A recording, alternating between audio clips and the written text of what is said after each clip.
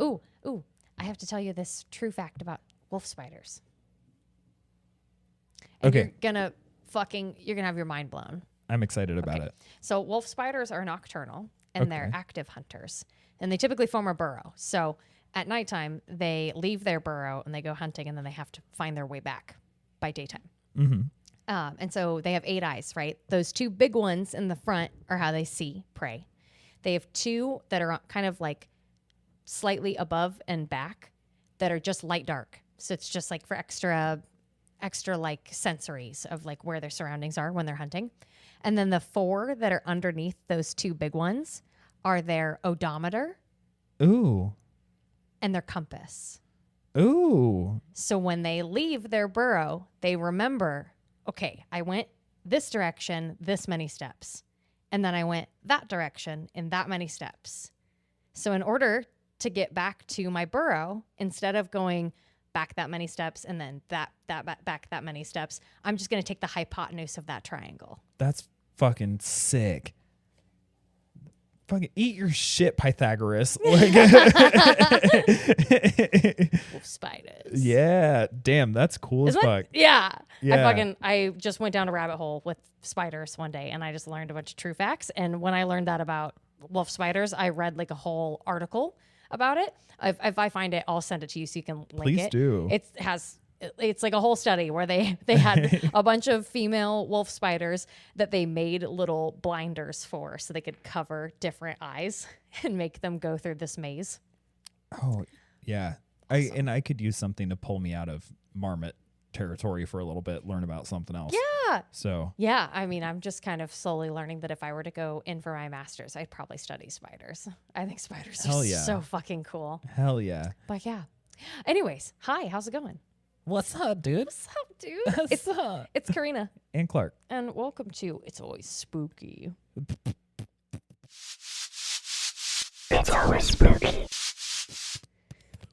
It works so well because I literally just sent you that beatboxing song, Dopamine. Oh, perfect. So you can listen to it later. Yeah, and then I can be in the car and be like practicing my beatboxing skills. Beatboxing. Today, I'm actually pretty excited for today's Me material. too. Because Me too. it hasn't been like one of my favorite horror movies.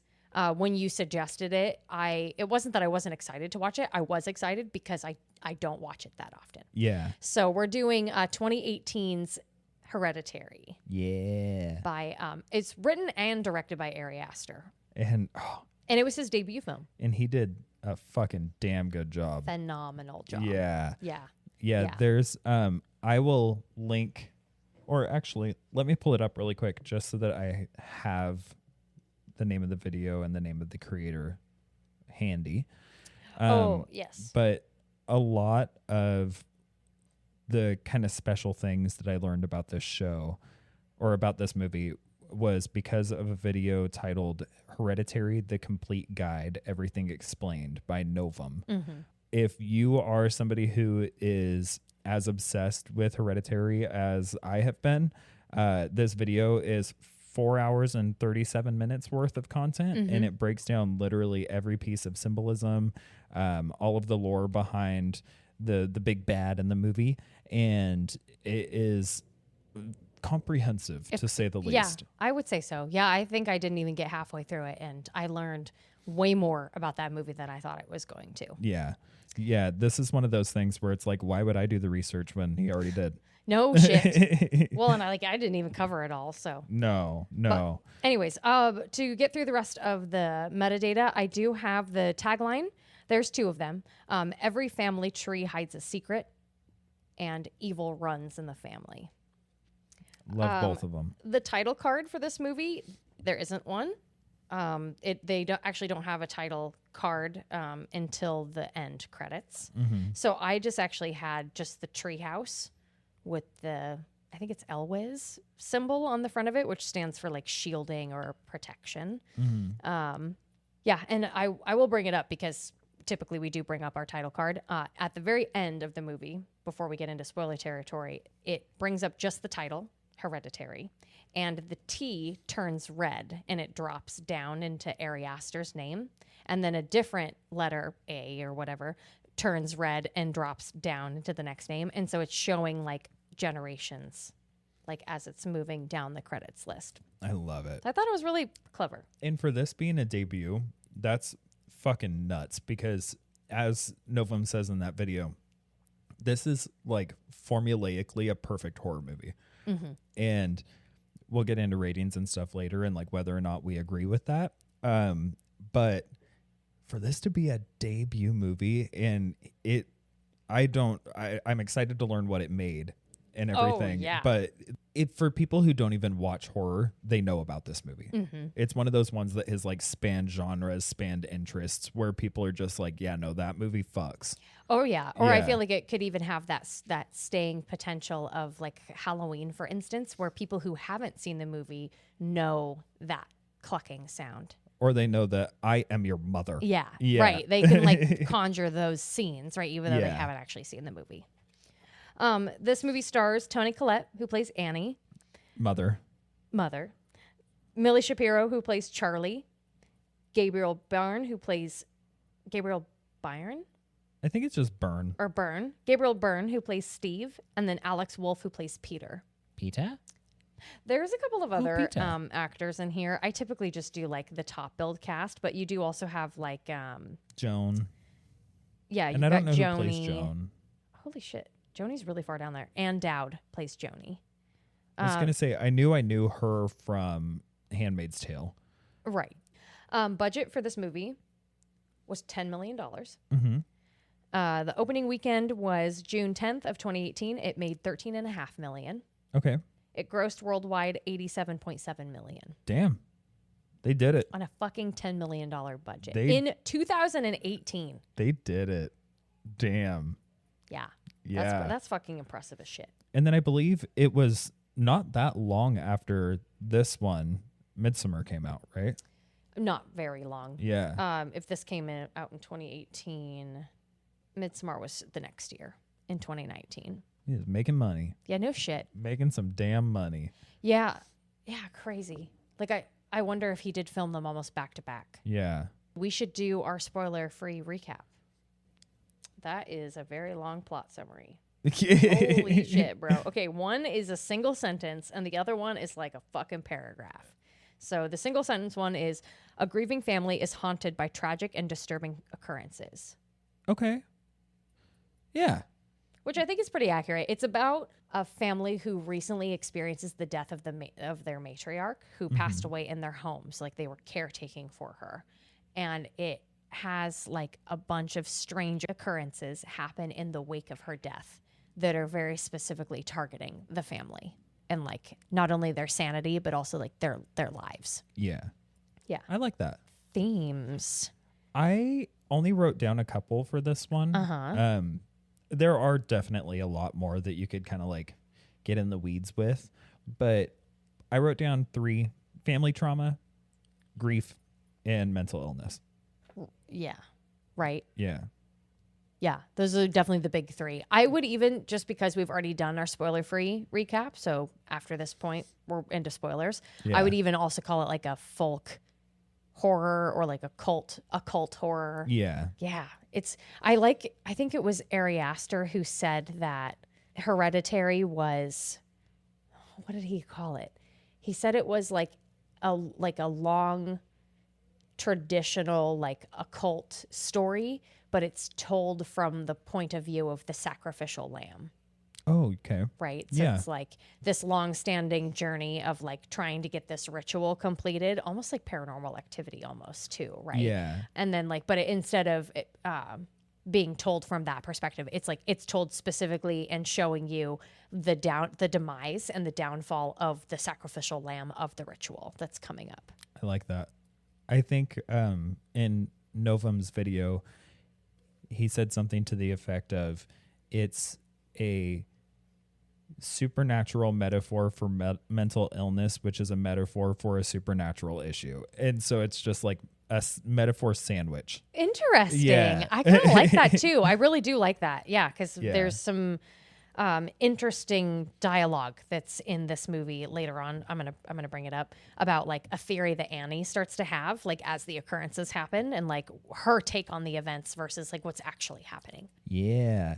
I do have some lore that I wrote down. That's what I was curious about. I was like, is there some lore we could get There into? is definitely some lore. One of the things that I really appreciate about this movie is that the big bad Payman isn't exclusive to the Hereditary universe. No. Payman is something that has been in literature, in the real world, over and over and over again. Very well-known demon. Very well-known demon. And I wanted to give the option of I can either do kind of my summary of the lore, or I also wrote down the entire passage from the Lesser Key of Solomon that talks about him, and it's fairly short. But me being me, I had a copy of the Lesser Key of Solomon in my house. So I was like, I can just note this down. That's fucking awesome. But I wanted to give the option either way, because he is referenced primarily in the Lesser Key of Solomon, but he spans a lot of different grimoires. Yeah. He's right. mentioned in several things. I mean, I'm down to hear the whole passage. Let's do it. I'm Okay. fucking down. All right. Let me grab my other notebook. My other notebook. So the Lesser Key of Solomon states, okay, so he is the ninth demon or the ninth spirit that is listed in the Ars Goetia in the Lesser Key of Solomon. And it says 9, Payman. The ninth spirit in this order is Payman, a great king, and very obedient unto Lucifer. He appeareth in the form of a man sitting upon a dromedary with a crown most glorious upon his head. There goeth before him also a host of spirits, like men with trumpets and well-sounding cymbals, and all other sorts of musical instruments. He hath a great voice, and roareth at his first coming, and his speech is such that the magician cannot well understand unless he can compel him. This spirit can teach all arts and sciences, and other secret things. He can discover unto thee what the earth is, and what holdeth it in the waters, and what mind is, and where it is, or any other thing thou mayest desire to know. He giveth dignity, and confirmeth the same. He bindeth or maketh any man subject unto the magician, if he so deserve it. He giveth good familiars, and such as can teach all arts. He is to be observed towards the west. He is of the order of dominations. He hath under him 200 legions of spirits, and part of them are of the order of angels, and the other part of the potentates. Now, if thou callest this spirit Payman alone, thou must take him some offering, and there will attend him 2 kings called Labal and Abalin, and also other spirits who be of the order of potentates in his host, in 25 legions. And those spirits which be subject unto them are not always with them, unless the magician do compel them. His character is this, which must be worn as a layman before thee, etc. And then it shows the symbol that is shown in Hereditary. Interesting. Yeah. And so kind of expanding on that a little bit, he's referenced in different grimoires as Payman, Paymonia. Paymonia is spelled a different way. Baymond and Bayman. Yeah. For the most part, that has most of my notes included in that.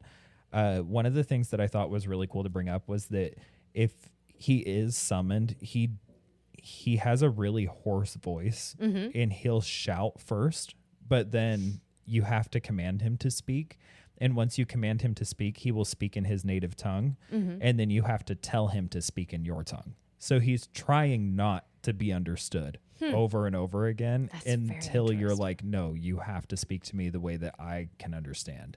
And I think that is reflected in certain parts of the movie where there are things happening that are tied to Payman in a way of like a spirit trying to communicate, but nobody can really understand him. Right. Or nobody recognizes the signs.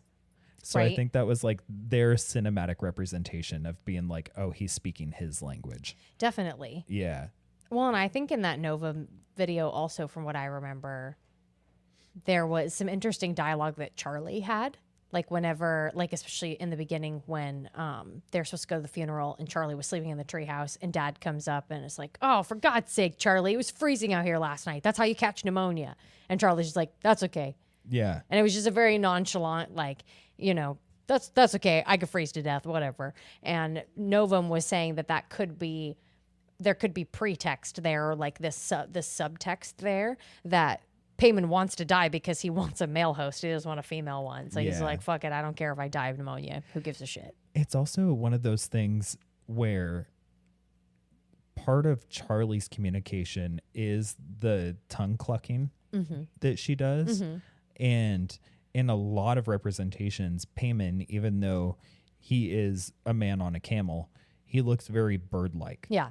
And so they're saying, oh, well, this is a bird communication that's coming through. And a lot of people kind of took that as like tongue popping sort of situation, but it's supposed to be a cluck. Yeah. Yeah. They probably associated it with some sort of tick because, right, like they picked Millie Shapiro, who has, I think she has cleidocranial dysplasia, which is like it's like a genetic mutation where your facial structure and your collarbones don't form properly.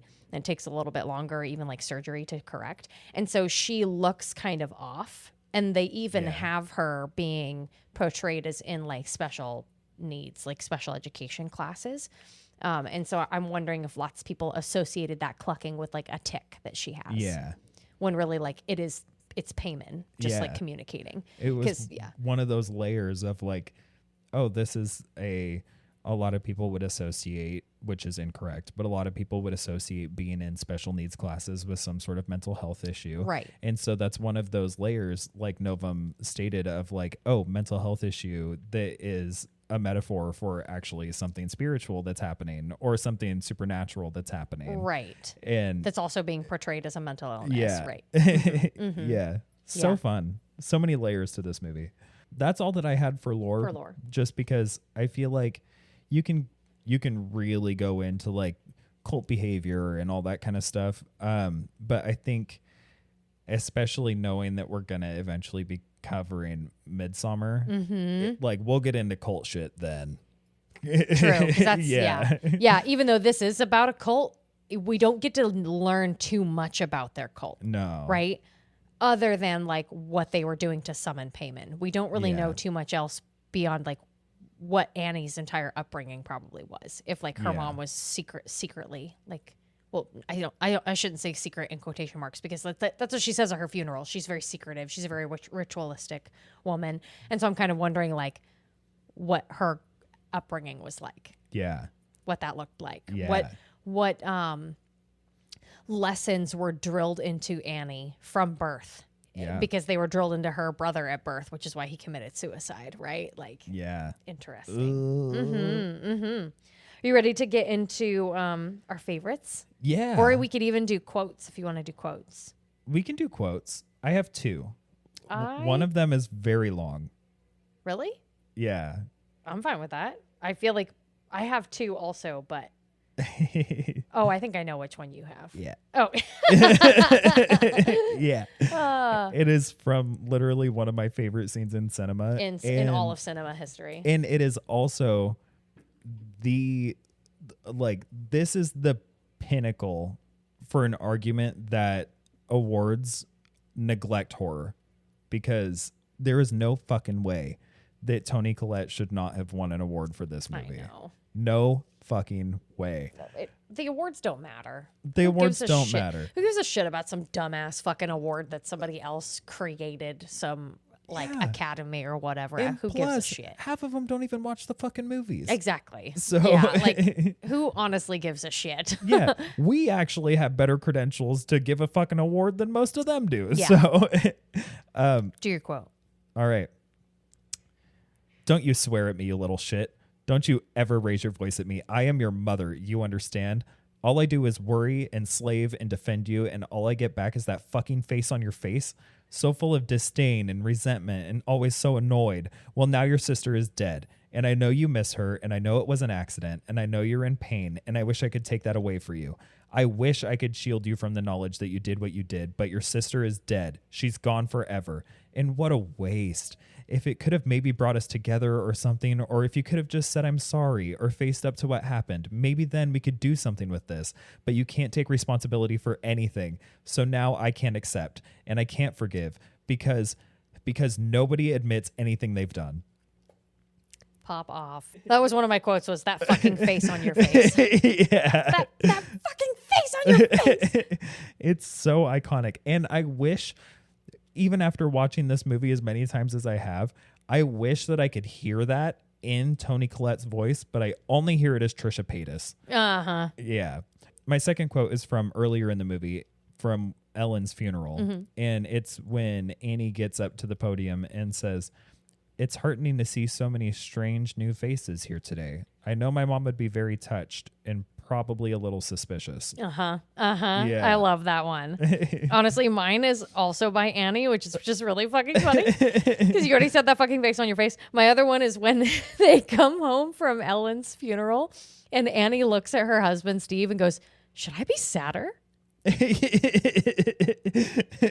We all have those people where it's like, when they go, we're going to be like, should I be sadder? Should I be sadder? Dude, right? So good. Let me see here. Oh, a deleted scene quote. That's fucked. That's a cool ass quote. Rude. It's a deleted scene from Steve. "You know, Annie, you can always build a shrine to all the terrible things in the world, but it doesn't mean that you have to destroy anything that is good." Ooh. Steve spitting truths. Right? Yeah, I like this one. Steve climbs up into Charlie's treehouse to discover that she spent the night sleeping there. "Oh, Charlie, for God's sake, come on." Charlie wakes up, stands in the corner. "It was freezing last night. That's how you get pneumonia." Charlie, "That's okay." That's okay. Well, all right then. Let's get into our fucking favorites. You want to go first? I have so many, honestly, because I have the dinner confrontation as one of my honorable mentions for Same. favorite. Same. Because if we're being honest, like that is one of those scenes that like I was kind of gritting my teeth at. And it was from Annie's perspective because like, yes, Peter accidentally killed his sister, right? Yeah. But, and I remember we said this several times when we were watching this movie, but Steve and Annie are not good fucking parents. No. And especially Annie. Like, I can Yeah. tell Steve is fucking trying and he's pulling a lot of the legwork. But the fact that, like, neither of them had an EpiPen for their daughter, even though they know she has an allergy that must be bad enough that she needs an EpiPen. Yep. But then Charlie was forced to go to that party where she ate nuts and died. And that is nobody's fault except those parents' fault. Nope. And Charlie didn't even want to go. And so I love, like, the thing for me about that scene that really gets to me is, like, they're all sitting down. Steve has spent all day cooking this wonderful dinner, right? And when, like, he goes up to get Annie and she's like, "I'm cooking dinner." And he's like, "No, I already cooked the fucking dinner. Either come down or don't. I don't give a shit," right? Like, I'm fucking done trying at this point. Yeah. And they're all sitting down, they're eating, and Peter and Steve are, like, trying to have a good time. And Annie's just sitting there just, like, fucking just, like, picking at her one piece of salad, right? And is even, like, making faces when Peter's like, "This is really good. This is really good, Dad. Like, thanks."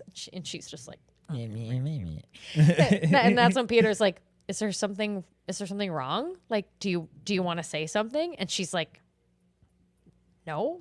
Why would I want to say anything? So you can sneer at me again? Yeah. He's like, "What? I don't ever sneer at you." And that's when, like, Yeah. she's like, "Well, what do you want me to do? You want me to release you?" He's like, "Yes, fine, fucking release me." And then she, like, goes into her tirade.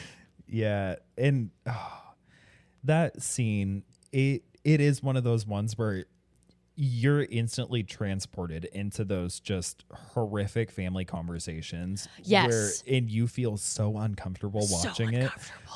And the first few times I watched it, I was definitely in that uncomfortable space. Yeah. And now I'm just like, oh my God, this is one of my favorite scenes in cinema. I'm so excited. And they all acted it so good. Yeah. And I love the aftermath of that scene too, of, like, you know, Annie like freaks out and she sits down and she's like huffing, still picking at that one piece of salad, right? And poor Peter, you know, Peter kind of, like, he stops eating, right?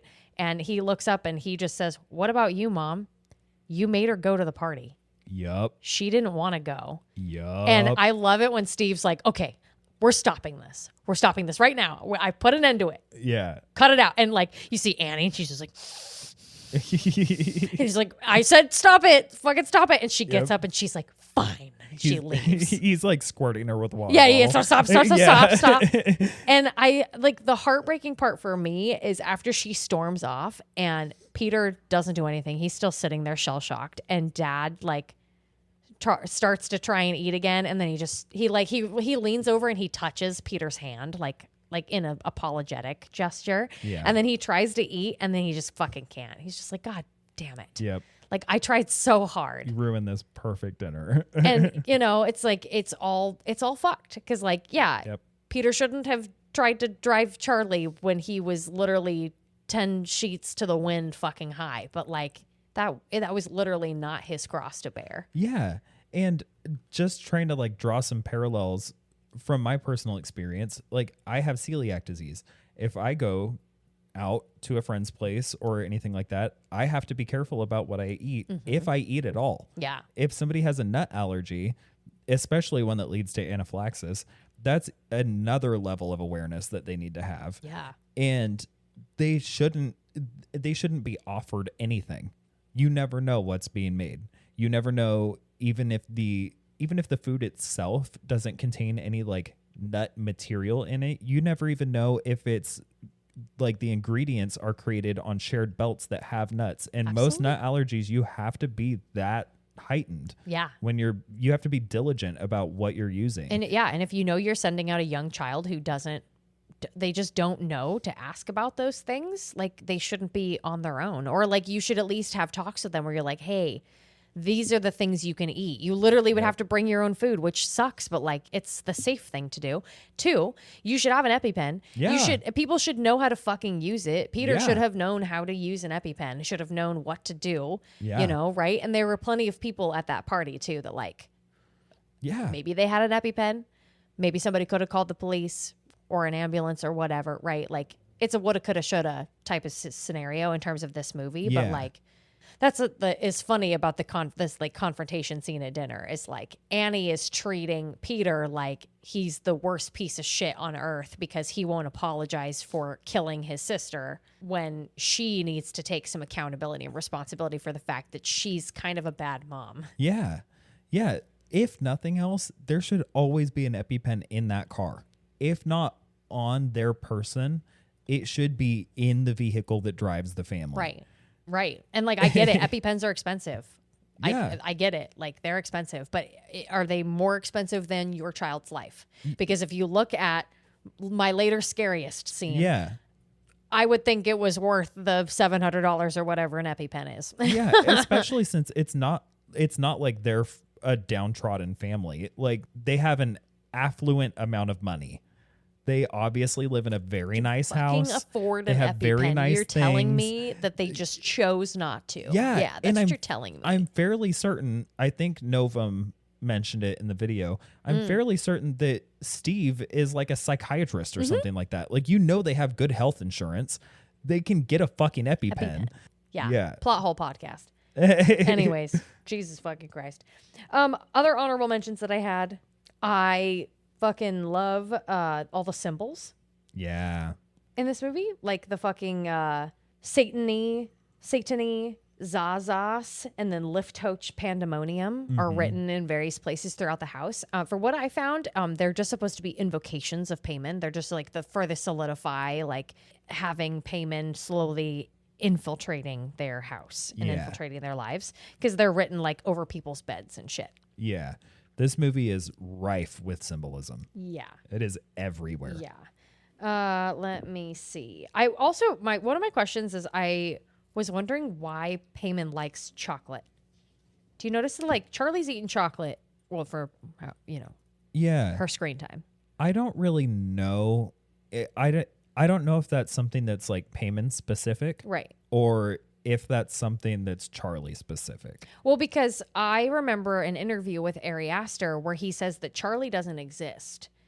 When Charlie was born, Ellen put Payman in Charlie's body. Yeah. And so there's never been a Charlie. It's always been Payman. Yeah.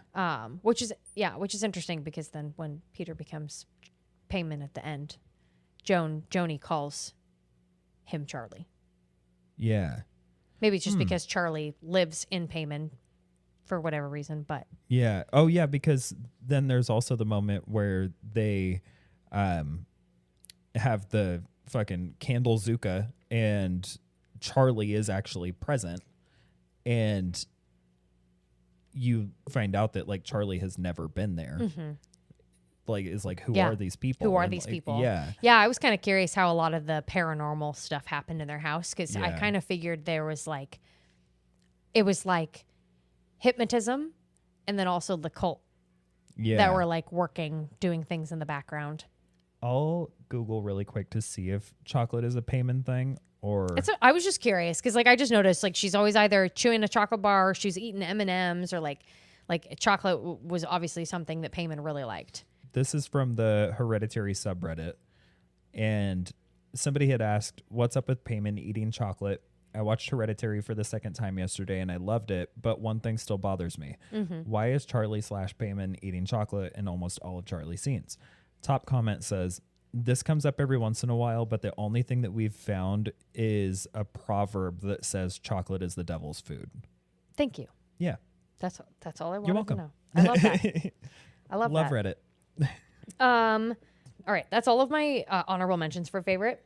My favorite scene of this movie is when Peter has holed himself up in the attic to hide from some scary thing that's right outside.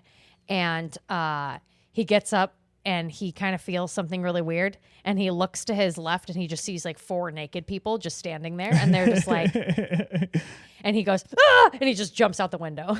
Yeah. And, you know, a callback to our last episode, it was a little refreshing to see 4 naked people just standing there and a witch not shaming a penis. Right. Yeah. Them not being like, with a hook. So yeah, that was it for me for favorites. So for my favorites, Annie's monologue at the kitchen table was my first honorable mention. Yeah. My second honorable mention is when Annie goes over to Joan's house and they have the summoning of Joan's grandchild. Right. And it's not that scene itself. It's after that scene. Joan has then given Annie the ritual and said, you just need to make sure that your entire family is in the house, blah, blah, blah, blah, blah. And as Annie's about to leave, there's a shot where you see a profile of Toni Collette, and then in the mirror, you can see the reflection of Joan. And yeah, when I watched this scene the first time, I was just like, oh, that's just a really cool shot. When I watched it again with you, I thought a little bit more into it. And all throughout this movie, there are scenes where there are people that are standing kind of in the background or out a window or in random spots to show you that like the cult is always watching this family. Yeah. And I think that was Ari Aster giving it away of like, now pay attention. Look through those spaces because there's always somebody there. Yeah. And that I was like, that's so fucking cool. Yeah, Like, it's such a neat little detail because then when you do watch it again, you do start to pick it up. Yeah.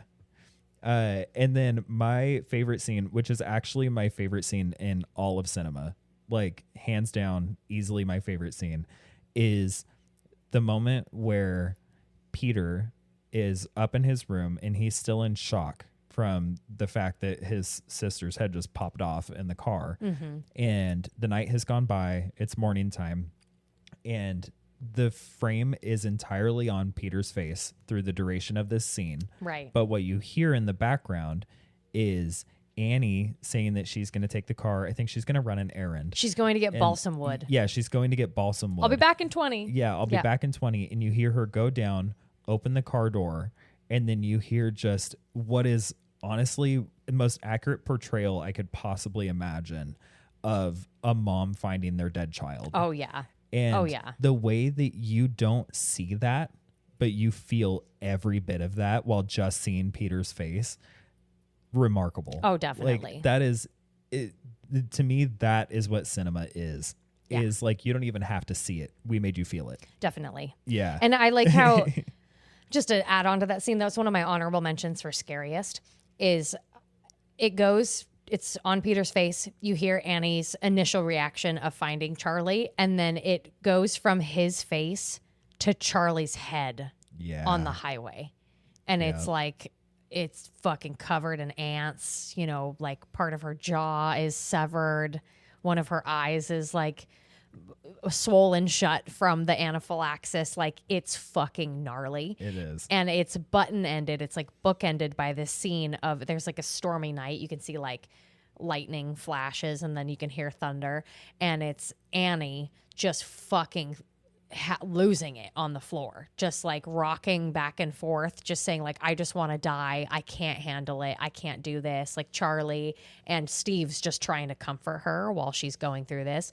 And it pans from them in the doorway to the hallway where Peter's just standing there. Yeah.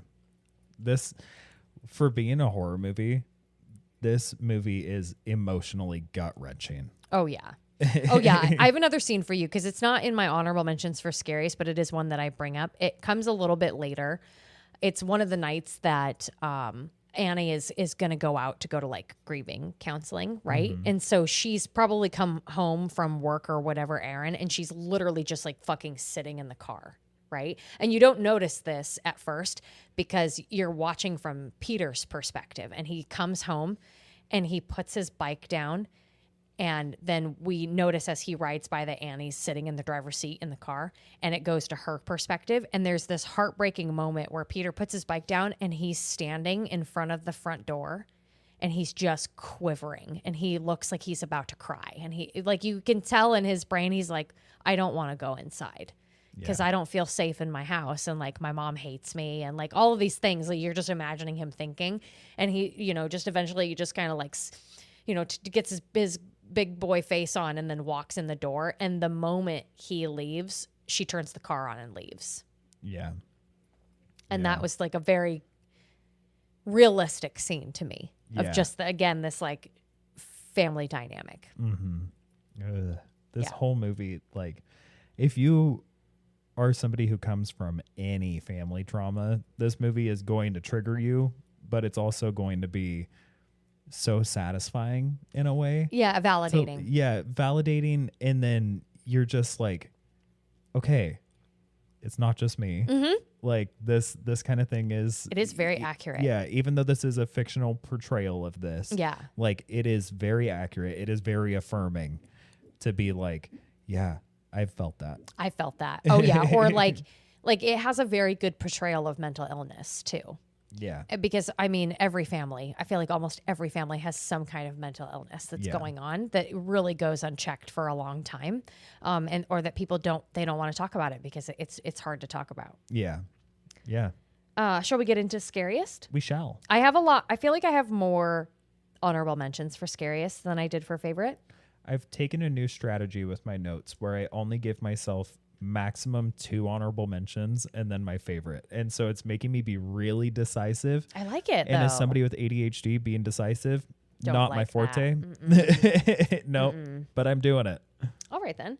Well, my first honorable mention is I really liked Peter's first nightmare that he has. Mm-hmm. I don't know if it's his first one. It's one of the nightmares that he has where he wakes up and he thinks he sees Charlie in the corner. And he kind of goes, Charlie? And she looks like mortified. Like, and then all of a sudden her mouth kind of like slowly drops open and her head falls off. And when it rolls closer to him, it turns into a ball. Yeah. And right after that is when he gets pulled back into bed and all the hands are like grabbing at his head and like tugging on his head. Yeah. So I had that as one of my honorable mentions for sure. Absolutely. I did also have, let me see here. I had Charlie's death in there. Mm-hmm. Not only Annie's reaction, but also Peter's reaction. Yeah. Like when he's trying. So, I mean, I don't know how much we want to get into this scene, but I'll just do it really quickly.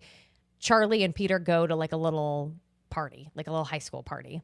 And Peter wants to go hang out with this girl that he really likes, but he doesn't want Charlie to be there. So he tells her to like, hey, why don't you go hang out over there? Oh, look, they're giving out chocolate cake. He's completely oblivious to the fact that it definitely has nuts in it. And he says, I'll be right back and then we can hang out. I'll be back in like 20 minutes. And he leaves her. He goes into another room. He's brought a bunch of weed. So they're all smoking weed. And Charlie eats the cake and very quickly starts having an anaphylactic reaction. And she tries She just when we were watching it, and she's sitting there making her little toy, and she's wheezing, like literally made my heart drop. She tries to fix it with water, but it's not helping. And so she goes in to get Peter right as he's finishing a huge fucking bong rip. Yeah. And he looks up and he's like, "Hey, Charlie, what's up?" And she's sitting there wheezing, and he's like, "Are you okay? What's wrong?" And she says, "I think my throat's getting bigger. Like it's hard to breathe." And so then the next scene, he's just picks her up. He's like carrying her. He's running to the car, and he drives off. He's trying to get there, but she's thrashing in the back seat, like suffocating to death.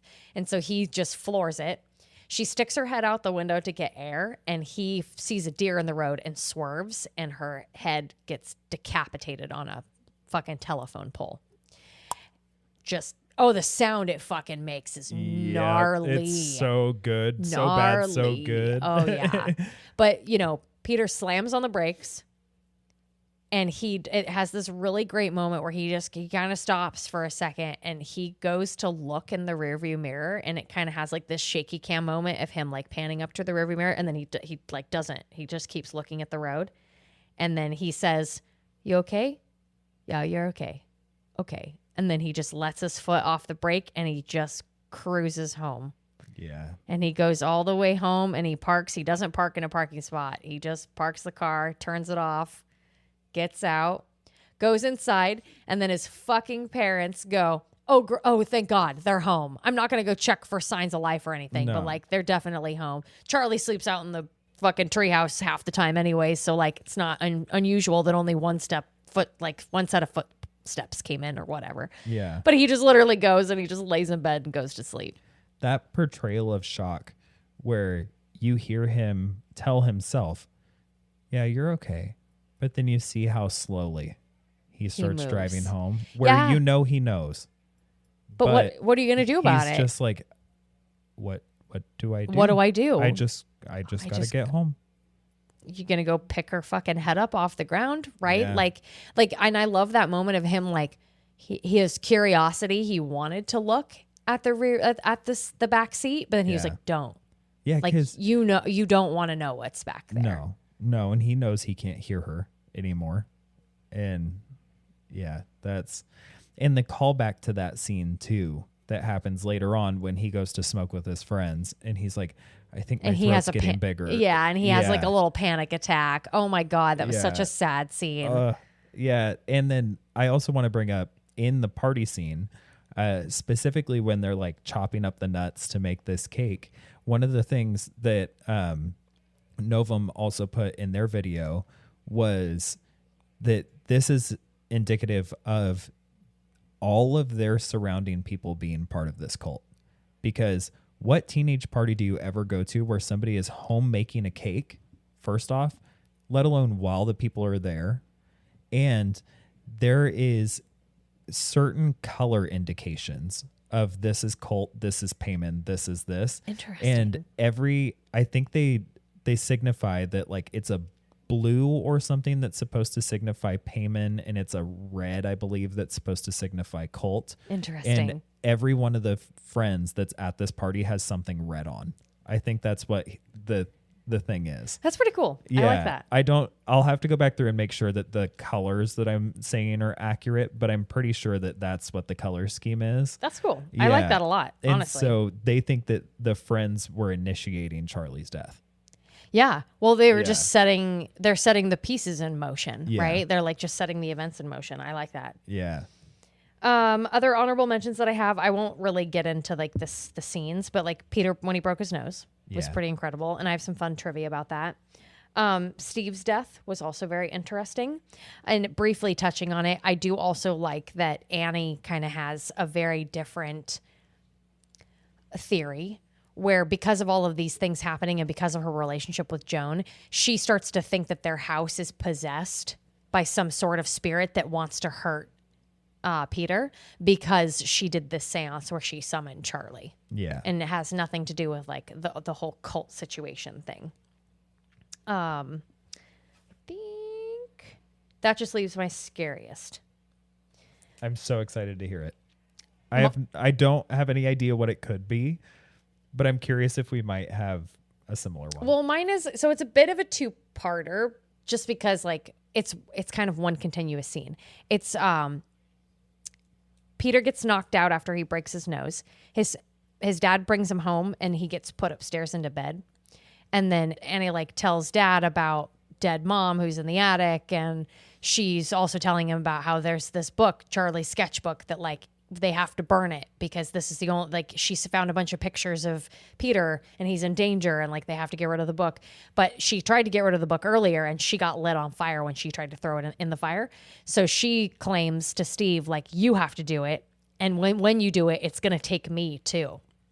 And he doesn't believe her. And they throw it in the fire and he gets lit up like a Roman candle and dies. So it's right after that, a little bit further after that point, Peter wakes up and he has a raging headache and it's dark out. And he's like, Mom, Dad?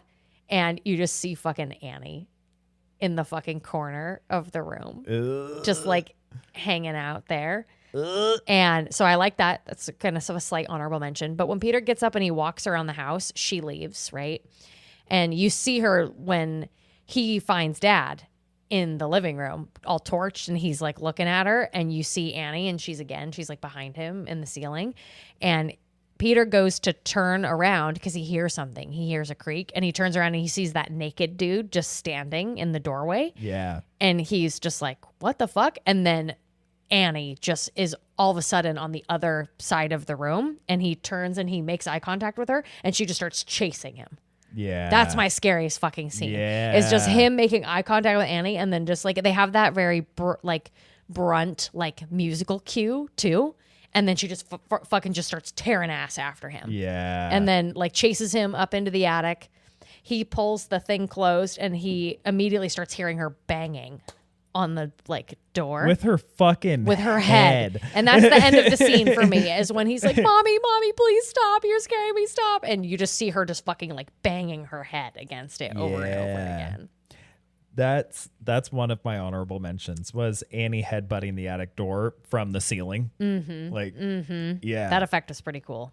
And just to kind of expand on that a little bit too, one of the reasons why this is such a highly regarded horror movie is there have been a lot of people who have made the statement that this movie takes all of the things that you would expect from a horror movie, all of the tropes that have been overplayed, all of the different effects that have been overplayed, and it executes them in such a perfect way that it's like, okay, now we're done with these. Nobody is ever going to do it better than this movie did. Definitely. We can lay these to rest. And I'm like, yeah. It did a really, really phenomenal job, Yeah. honestly. Yeah. Annie headbutting the attic door was one of my honorable mentions. Annie's fun little decapitation moment is in my honorable mentions. Honestly, So, that's a good honorable mention. So not far after the headbutting the attic situation, Peter ends up in the attic and Annie ends up in the attic as somehow.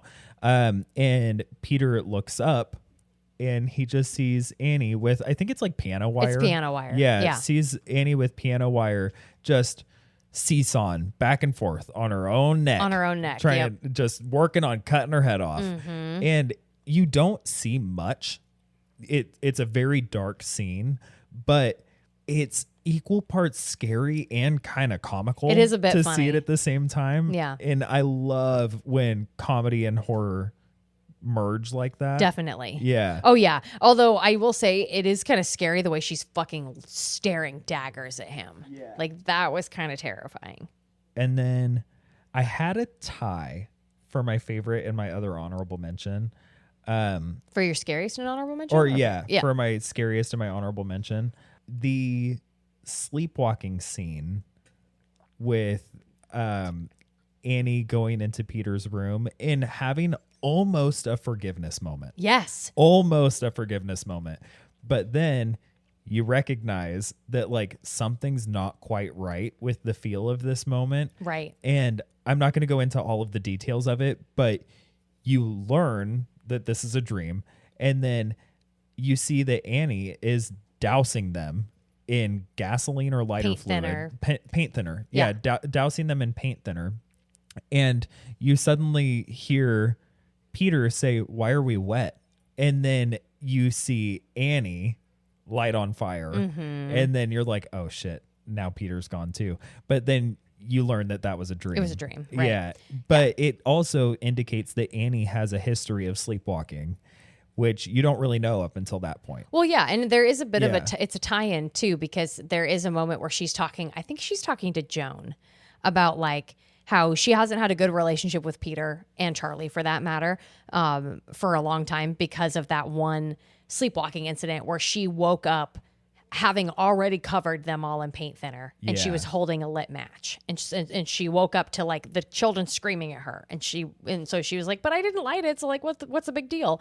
And so it's funny about the sleepwalking incident that she has, and that what I really appreciate it is like, yeah, they're having this back and forth, seems fairly normal, but then all of a sudden they start physically becoming more wet. Yeah. And then like Annie just starts getting like upset, and then they light on fire. And so it's just this really interesting moment of like, you're back in that memory that she described earlier. And it's ripping at your heartstrings too, because there is that like, oh my gosh, they're finally having a resolution. Like there's finally some forgiveness that's happening. And then you're like, wait, what the fuck is going on? Yeah.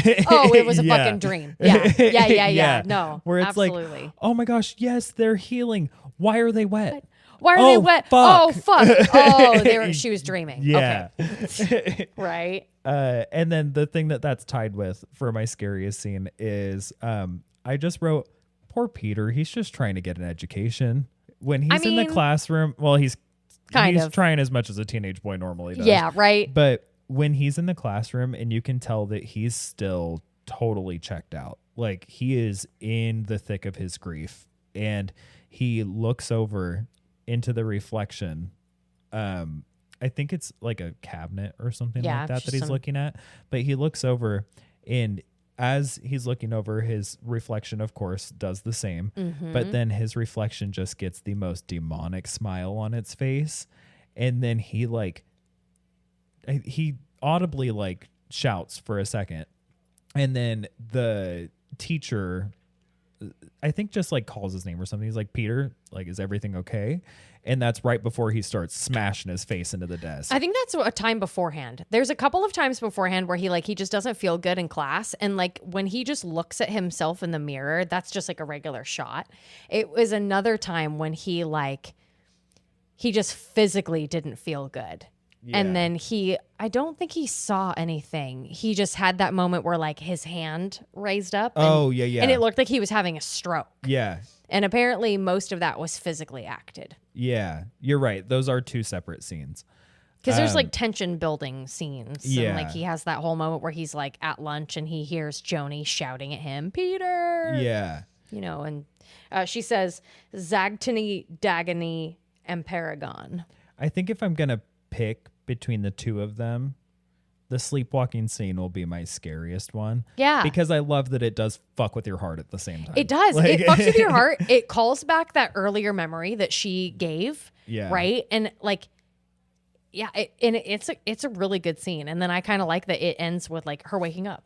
Because and I like how it seems like she isn't the only one who's having nightmares either. There's several times that she wakes up Peter and he's in the midst of having a nightmare. And he even says it when he wakes up. So, which is all probably just a part of the plan, right? Yeah. Yeah, trying to whittle him down mentally. Mm-hmm. Well, fuck.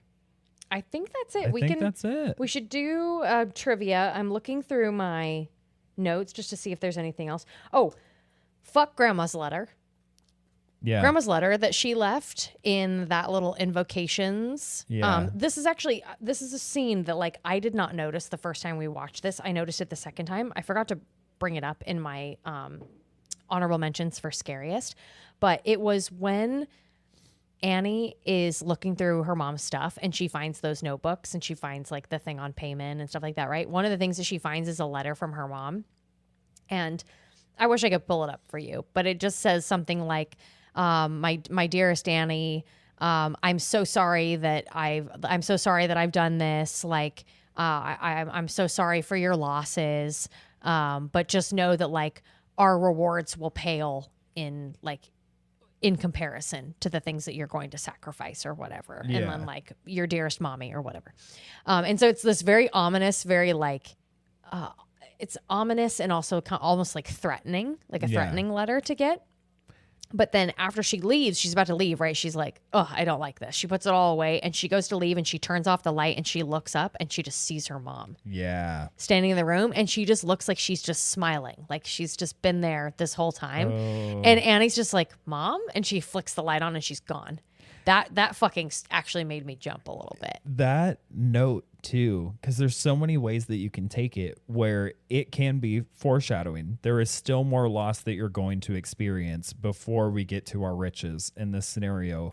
Or it could be Annie being like, oh, this is why all of this stuff has happened, and it's that bitch's fault. I'm working on not calling women, whether they're good or bad, bitches. But if I were to be the kind of person to call a woman a bitch that is evil, then I would say it about Ellen. She's sacrificing multiple generations of people. I think she deserves to be called a bitch. Yeah, she deserves to be called worse. For riches in hell. Yeah, in hell. Where are you going to spend that money, Where girl? you spending that at, like, Yeah. H&M in hell? Yeah. Is where you're going to use all your gold doubloons would be for? the brand that's in hell. Yeah. I just love how, like, multi-layered that part is. That cake is? Yeah. All right, I'm pulling up trivia. And then I have a weapons roster. I'm excited about my weapon. At around an hour and 35 minutes, in an interview, Alex Wolff, who plays Peter, explained that he wanted to actually break his own nose for the scene where his character slams his head into a desk. Director Ari Aster respectfully declined that offer and told Wolff they'd give him a soft, cushioned desk for the scene. When it was time for the scene to be shot, Wolff slams his head into the desk only to discover that the top was foam and the bottom was hard. He dislocated his jaw, which is a previous injury the actor had had for the scene. But I just love, like, Ari Aster in an interview was just like, yeah, we weren't going to do that because, like, no, right? Yeah. So we wanted to give him something that, like, would protect him, but we failed to think about the fact that, like, underneath the foam pad was a solid wooden desk. Yeah. So, like, it wasn't enough padding. And yeah, you can't put enough and make it look realistic. So You would just need to do a cutaway. yeah. Or you would have to, like, make the pad fully green and find a way to somehow CGI the depth of actual that. depth. Yeah. Crazier things have been done, I'm sure. True. Very true. I mean, we've covered crazier things. Just so. true, right? Ari Aster wanted to go for scares that were emotionally justified rather than solely leaning on traditional horror jump scares. Yeah, that checks out. Most of the things that I found scariest in this film were also ripping at your heartstrings at the same time. Yes. During the support meeting, Annie recounts her brother's suicide at age 16 and states that his suicide note blamed their mother for putting people inside him. Although Annie chalks this up to his schizophrenia, it could very well be that Ellen had originally attempted to conjure Payman through her own son. His death and her failure to summon Payman would then explain why Ellen put so much pressure on Annie to have children, and why Charlie stated early on in the film that her grandmother always wished she was a boy. Yeah. Yeah, and grandma fucking tit fed. That was weird as fuck to me. Yeah. There's no way you could breastfeed your grandchild. Unless it's sweet demon milk. Unless it's powdered. Ugh. And you're mixing it with your own water. Yeah. I'm thinking of that White Chicks. Yep. Your mom's so old. Her breast milk's powder. You breastfeed like this. You mean when we all very first got to hear Terry Cruz's iconic song? Yeah. 1,000 Miles by Terry I love Crews. this song. And for the lady, perhaps a salad. Perhaps not. Good fucking God. You got my ADHD Oh my brain God. going now. And now that can call back to fucking The Exorcism of Emily Rose, because Tina the Talking Tummy. I can't even wear a short skirt and a top without looking like a fat pig. Ari Aster requested that Alex Wolff and Millie Shapiro go out to eat in character a few times, and they would sit for up to 3 hours in silence while Millie wouldn't speak and Alex would try to get her to talk. Oh, I love that. According to Alex Wolff, the original cut of the film could have easily pushed over 3 hours. The cut footage mostly consisted of more family dialogue. Okay. Do-do-do-do. I kind of think the way that they reduced the family dialogue as much as possible, like they kind of took the opposite approach. Yeah. Where they could have really overplayed the family dynamics, or they could have shown you exactly what that family dynamic was by not having them communicate much at all. Right. Makes it even better. Right. No, I agree Yeah. with you. With Hereditary, Ari Aster wanted to make a film about suffering that took suffering seriously. Yeah. This one we knew, but I think it's important to highlight here. At around 28 minutes, when Peter and Charlie are on their way to the party, the cult's logo can be seen carved into the pole that later decapitates Charlie. Mm-hmm. And it like very specifically stays on that shot for a second. Yeah. Ari Aster liked Utah for the film because he thought its mountains were beautiful and breathtaking, but also menacing and ominous. Good old Udda. Director cameo by Ari Aster. At around an hour, 23 minutes, the voice on the phone calling Annie about her exhibit date at the Archer Gallery. Who leaves her a voicemail, I'm pretty sure.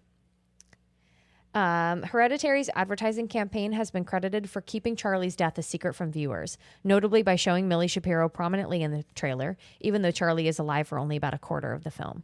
This deliberate mislead is similar to the horror classic Psycho, where Janet Leigh was made to look like the star of the film, only to be murdered 1/3 of the way through. Yeah. Yeah, I was actually surprised when we rewatched it that I had put Charlie's death way earlier in the timeline even. Like I was like, oh yeah, like Oh, starts she and dies she immediately. Yeah. Yeah, but there's a bit before that. There's quite a bit beforehand. Yeah. At around an hour, 20 minutes, throughout the film, several words can be seen scrawled on the walls. At one point, there are 2 words, Liftoch Pandemonium. Liftoch is an English transliteration of the Hebrew word to open. Pandemonium is Latin for all demons and is what Satan names hell in John Milton's Paradise Lost. I actually just bought Paradise Lost, and that's on my short list for my TBR. Oh, that's pretty cool. Yeah. Oh, here we go. This is what I was trying to state earlier. One way that Ari Aster pitched the film when he was first taking it out was it's a story about a long-lived possession ritual told from the perspective of the sacrificial lamb. Nice. Ooh, this one's kind of fun. Around 1 hour, 55 minutes, Toni Collette wore a prosthetic neck and used a piano string for the scene where she saws her head off. Although some believe it is a wire saw, which is a common tool for backpackers, it is actually meant to be piano wire. The destroyed piano can be seen knocked over and broken after Peter runs down the stairs near the end of the movie. Hell yeah. Oh, here, I'll end with this one. At the end, when the life-size figurine of the demon Paimon is shown, the fingers of its right hand are positioned in a way that Jesus is often portrayed as doing in medieval paintings. Pointer finger and middle finger out and together, other 2 fingers curled in a fist, and thumb parallel but slightly curved. But on Paimon, he's holding it upside down. The medieval and ancient hand gesture is used as a representation of Jesus. So like crosses being inverted, Paimon is using this to disrespect Jesus. Also, Paimon is wearing a halo with rays coming out of it like a sun. This halo is also seen in depictions of Jesus, thus meaning those worshiping Paimon believe he is the true savior. That's pretty cool. I did not know that. Yeah, giving you those afterlife riches, just like the promise of the pearly gates. Right? Yep. Right? Weapons roster. Yeah. I have fire, also a notebook, pole, telephone pole, scissors, a window, chocolate cake, a car, a school desk, and piano wire. Yeah. Yep. Yeah, I think the only other one that I had was neglect. Child neglect and abuse. Yep. I think for me, I personally was going to go with piano wire. Oh, sick. Good. Yeah. Was that what you were doing too? No. Oh, nice. Okay. All right. Yeah. Well, it's okay. My rating, quality, I give this a 5 out of 5. Nice. So much detail. It's a very wild ride from start to finish. The ending is shocking. And I also really love the cinematography in this. Like the amount of times that they have those like day to night shots are just fucking impeccable. Yeah. It completely matches this vibe of like just time, just like fucking flying by, especially when you're grieving and you just like feel like you don't ever get a break from the grief. It's like time flying by while simultaneously dragging on. Yes. And it's like, yeah, it portrays it very well. Yes, that's such a great way to put it. For scariness, I give it a 3 out of 5 piano wires. I think it's existentially scary. I think Annie's definitely scary in the end when she's chasing Peter around. But I find it more unsettling. Yeah. One thing that I really do like about it is it kind of makes you feel like you also live in a family that has like skeletons in the closet. Yeah.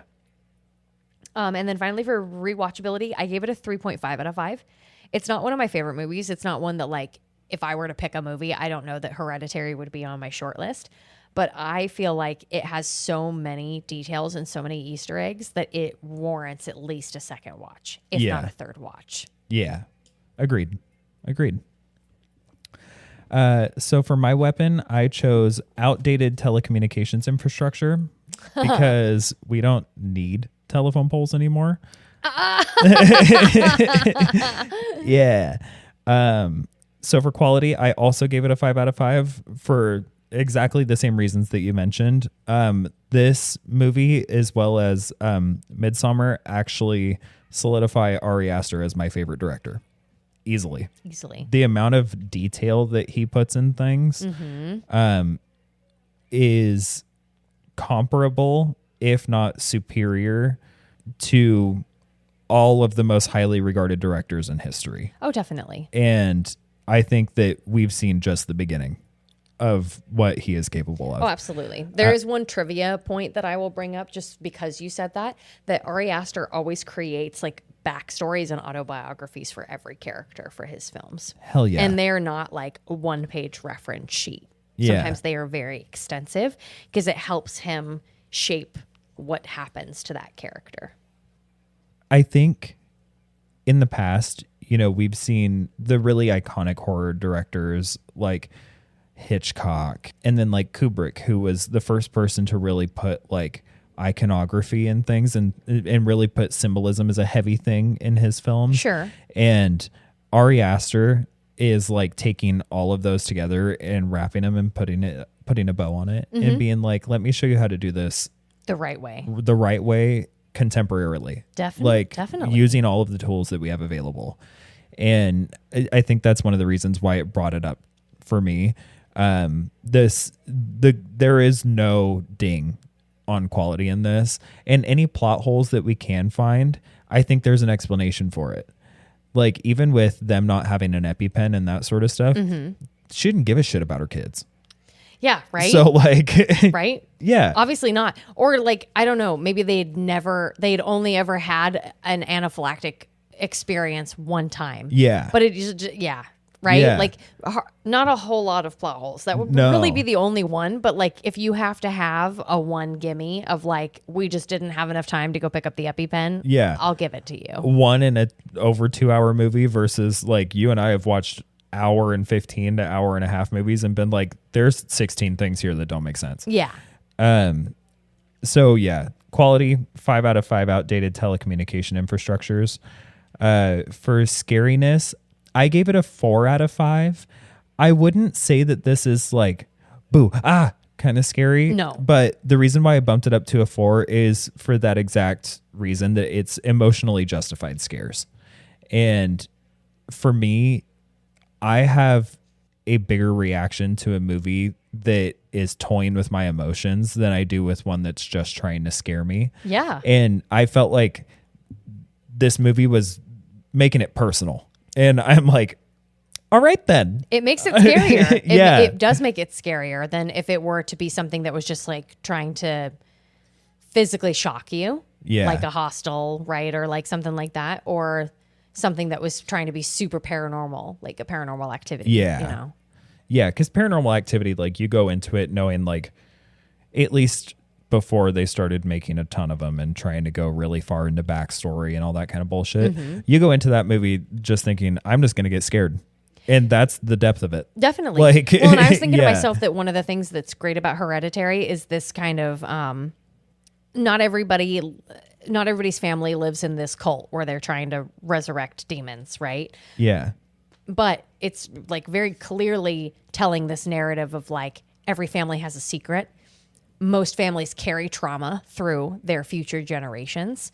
And so I kind of like that as like, it's this realism layer as well as this, we're telling this like occultism story.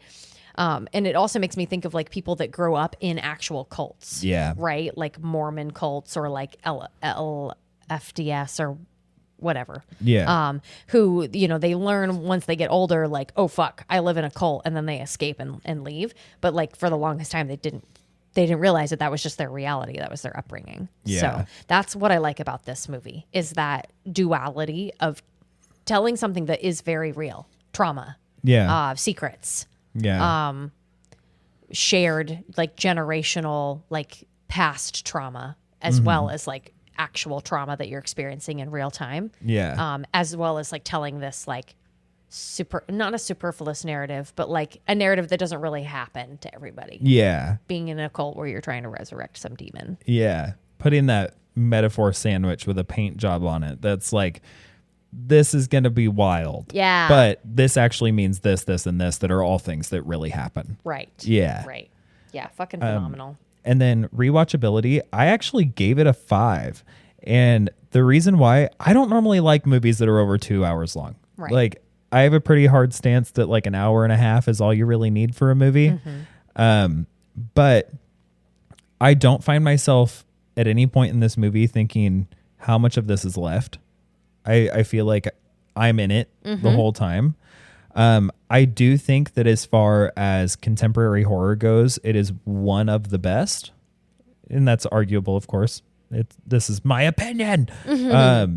But I think kind of calling to that, like, if I were to make recommendations for people, I think that this is not only one of the most accessible and has a really broad audience that could enjoy it, but I think it really well highlights the things that I do love about horror. Definitely. And I think that it can get people that aren't really into the genre to think more critically about it. Definitely. Because I think, especially when I talk about horror books with people, a lot of the time I notice that people think that horror is just a gruesome story, and they don't know that it's commentary about things. Like, it can be political, it can be about grief, it can be, you know, XYZ, all these different things. Absolutely. And this is one of those movies that it's like, yes, this is a scary movie. However, look at this through the lens of grief, or like look at this through the lens of family dynamics. Definitely. And you can see, oh shit, horror is more than I thought. Yeah. And I really love that. Yeah, absolutely. Yeah. No, I'm glad you brought that up. So I think, yeah, 4 or 5 outdated telecommunications infrastructures. Hell yeah. Yep. So what doing? What have I been doing for the last week? I've been working like longer nights. Not working like super late into the night, but just getting home and like not really doing a whole lot. I started a couple of new books. I'm still working on Krampus by Bram, which is turning out to be very interesting. I'm kind of liking it because I don't know too much about the lore of Krampus, but it's kind of like it's part Norse mythology, and then there's also like Krampus is trying to outfox Santa Claus, and he's also using this like just like kind of low life Southern boy who's just like kind of has like a kind of jack of all trades kind of skill set, and is just trying to like protect his daughter and his ex-wife, and he just kind of got wrapped up in all of this supernatural stuff with Krampus and Santa Claus, and so it's been interesting so far. Yeah. It's been very interesting, so I'll let you know how it is. I really liked The Child Thief by Bram, so I got this one. I also got The Child Thief, so I was going to listen to that one afterwards because I haven't listened to it in a minute. What else have I been doing? Honestly, not too much. Harrison and I have been climbing on Sundays. So like every Sunday we go rock climbing at our favorite gym down at Stoneworks. And that's been a lot of fun. It's really fun to do something active with Harrison, but then to also like, he's been asking me for advice for how to climb these different routes. And because we're going to Stoneworks, they don't change the routes hardly ever. So we're just doing the same problems constantly, which is cool. Fun. You get to see your progression then. Absolutely. Yeah. Yeah. And I'm trying to teach Harrison too that like when we get in there and we're like, oh fuck, we've climbed this green one like 3 times and it's so easy at this point. I've been showing him these drills that I do where you can do the same route, but you just make it harder. So you just like only use one of your feet and you can only flag or like smear with the other foot. And so it limits your availability of holds that you can use, or like, you know, you're trying to climb something, but like you have to move your feet before you move your hands, right? You like do things like just make tiny, minute changes to change the way that you're climbing. Yeah. But still using the same route, essentially. I can understand probably where Harrison's brain is, because he's a weightlifter. So he is used to linear progression with everything. Yes. And so if the route's not getting harder, he doesn't feel like he's progressing. Exactly. So yeah, that's a good way for you to be like, all right, here's a way that you can work in a different variable. Exactly. And and it's kind of like up in the sets instead of up in the reps instead of up in the weight. Exactly. Exactly. Yeah. It's up in the reps for sure. Or just teaching you like different ways to use your body, because there's a lot of different ways you can climb the same route. Yeah. So yeah, that's been a lot of fun. Now you got to do it backwards like Toni Collette. Oh, right. Yeah. One thing you could do is you could just start down climbing, right? You like climb to the top and then you just start like down climbing until you can't anymore. But so we've been doing a lot of that. And then other than that, I've just been working and playing games. I just kind of play a video game when I get home and then make dinner, whatnot. Yeah. What about you? What have you been doing? Okay. So it's backpacking season, right? Not that every season isn't backpacking season for me at this point. You could go backpacking like, all year. And I think I have. At this point? Yeah. I think in the last calendar year, I've gone every season. But I did a really fucking cool trail since the last time that we recorded, called High Camp on Mount Adams. Nice. And we initially selected this trail because Jordan was like, hey, I want to do something a little less strenuous because I just moved. And then also I had a spontaneous work trip that took me to Alaska and back in 24 hours. And like, I just want to chill and go enjoy being up on the mountain. Yeah. And so I was like, sick, I'll look for something. And I'm looking through trails and I see one that's like a total of 8-point-something miles. And I'm like, easy. We're doing 2 nights. If we just go up, set up camp, we can even side quest while we're up there the second day, or we can spend a whole day just chilling up there. And then the next day come back down. Yeah. And what the trail notes didn't tell me was that, yes, it's like 4.3 miles each direction. Okay. But the last 0.5 miles is where all of the elevation comes in. So the last 0.5 miles, we were literally like climbing up boulders, getting to a ridge that then the ridge was just scree in a path that's maybe a foot wide, if that, on the side of a fucking drop and loose rock. And so we're just going up it. We're like, carrying your packs. Fuck it, we're gonna do it. Yeah. Did you say it was called High Camp? Yeah. And of course we both like hella overpacked because we were like, food. We're just gonna bring a ton of food. And so we hella overpack. We're on this ridge. We're like, we're gonna die. This is fucked. But we're going to do it. And so we get up. Once you get past that fucking V12 of a ridge, we get into the meadow that we're supposed to camp at. It's an alpine meadow. It's gorgeous. It's like right at the edge of where alpine meadow turns into alpine tundra. And so it was gorgeous. We had views of the glaciers the entire time. You could hear the glacier activity all throughout the day. The place that we got water was like one of the few remaining snow fields that was just melting into this little creek. Oh. It was gorgeous.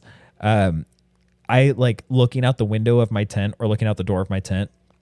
It was the summit of Mount Adams. And then when I got out of my tent, if I panned left, you could see the Goat Rocks Wilderness. Wow. Pan a little further left, it was Mount Rainier. A little further left, it was St. Helens. Like, it was perfect. It was iconic Washington. Yeah, I'm not leaving. Yeah, it was so cool. And we did decide to side quest the second day. We went, there was a place that's called Glacier Lake.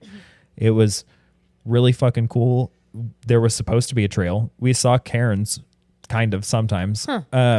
what you could call cairns. It was at least a rock stacked on another rock. Sure. But we kind of blazed our own trail through that, up over another fucking boulder scramble into this gorgeous, just like perfectly blue lake that was right at the edge of one of the main glaciers.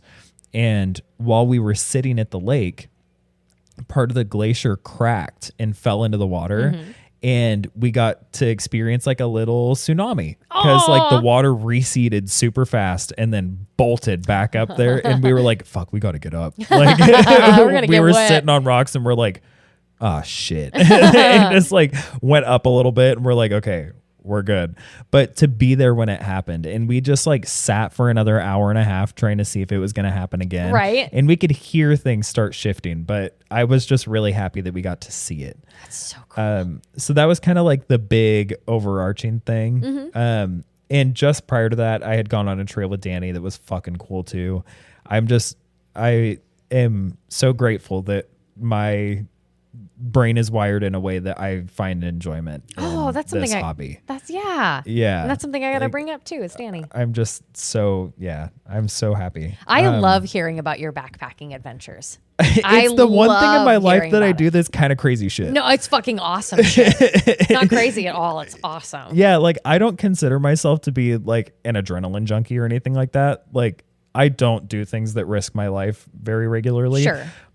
But somehow I get put in situations backpacking that do risk my life fairly regularly. But it's worth it. And it's worth it. It's worth it. And then I just yesterday, or actually I'll start earlier in the week, last Saturday, Nick wanted to go out on a date. He has recently gotten promoted, and so he like got his first paycheck. Hell and he's like, I want to take us out. And so we went out to Bamboo Sushi and got sushi, and then we went to Salt and Straw and got ice cream. And it was just a nice little day together.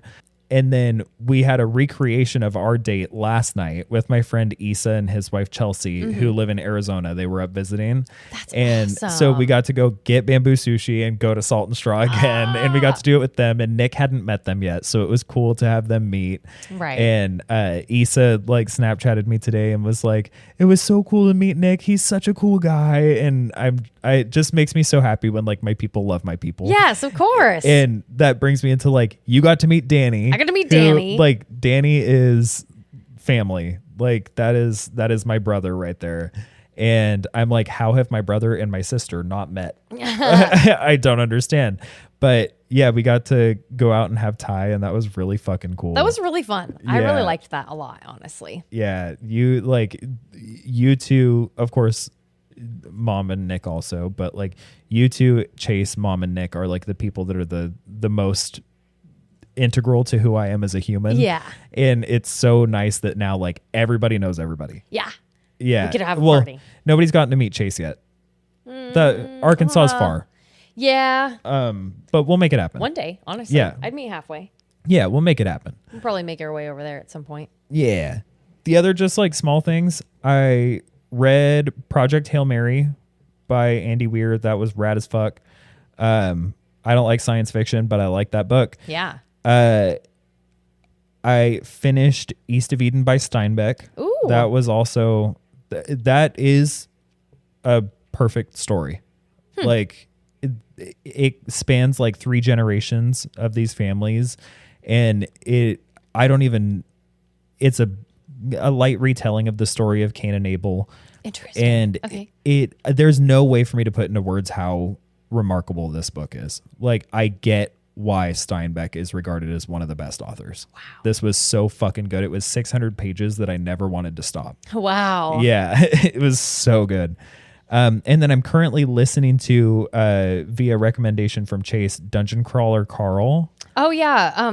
Aunt Valerie's recommended that. Yeah. Book to me a couple times. Really fucking funny. Yeah, that's what I heard. I was going to get the physical book and read it, but Yeah. Chase was like, no, listen to it. And I'm glad that he made me listen to it. Some books are better listened to. They do a lot. Like the whole premise of this book is that it's the extraterrestrial takeover of Earth, but the humans who live through the initial like big issue Yeah. are put into like a alien game show, and the game show is centered around them having to go through these different dungeons and beat things that are Got it. yeah. And so it's just this guy who like he's caught outside trying to catch a cat that had jumped out the window, and like his boxers, a leather jacket, and pink Crocs, and then he's in this dungeon and just has to like learn how to fight for his life.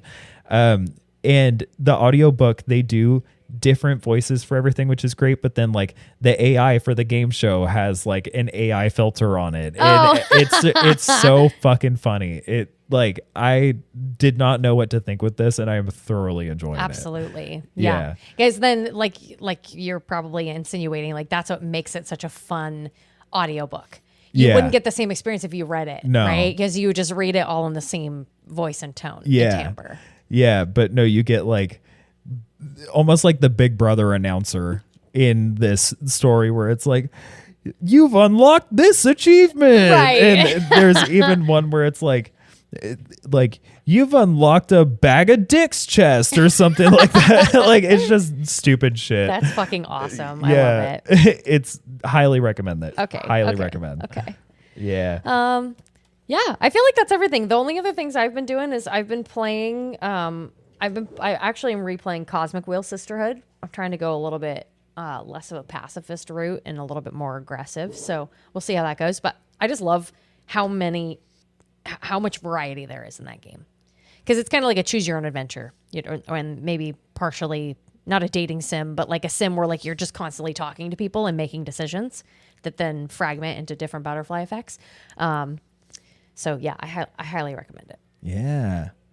Oh, I'm playing for the first time in months, because I'm not gone on a Saturday. I'm playing Baldur's Gate with Chase on Saturday, and I'm so stoked. Oh, fuck, it's gonna be cool to play it again. Oh, hell yeah. Yeah, and to be able to hang out. All right. Well, until next week. Bye. Have a good night. It's always spooky.